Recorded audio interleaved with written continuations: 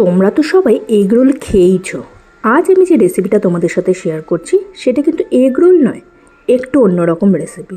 এইটা খাওয়ার জন্য কোনো তরকারি বা কিচ্ছু লাগে না, শুধু একটু সস দিয়েই খেতে অসাধারণ লাগে। তাহলে চলো দেখে নিই রেসিপিটা।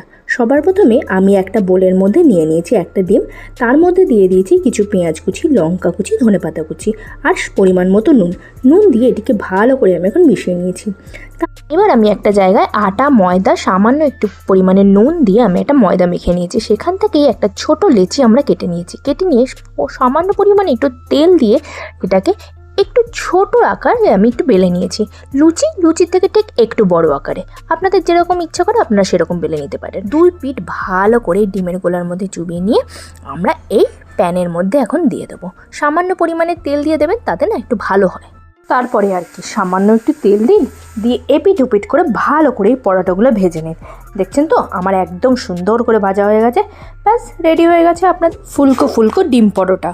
একদম ঝামেলা ছাড়া ঝটপট আমরা বানিয়ে ফেলেছি একটা সুন্দর ব্রেকফাস্ট। এর জন্য কোনো শসা কুচি, পেঁয়াজ কুচি কিচ্ছু লাগবে না, শুধু দিয়ে দিন একটুখানি সস দিয়ে এটাকে পরিবেশন করে দিন, খেতে একদম অসাধারণ লাগে। যে এই পরোটাটা একবার খাবে আর একবার যে আপনার কাছে আবদার করবে সেটুকু গ্যারান্টি আমি দিতে পারি। তার আবার চলে আসবো নতুন অন্য ধরনের রেসিপি নিয়ে। আজকের আমার এই রেসিপিটা যদি ভালো লেগে থাকে তাহলে অবশ্যই একটা লাইক, শেয়ার, কমেন্ট করতে ভুলো না। তাহলে আজকের জন্য এটুকুই। Tata, bye bye.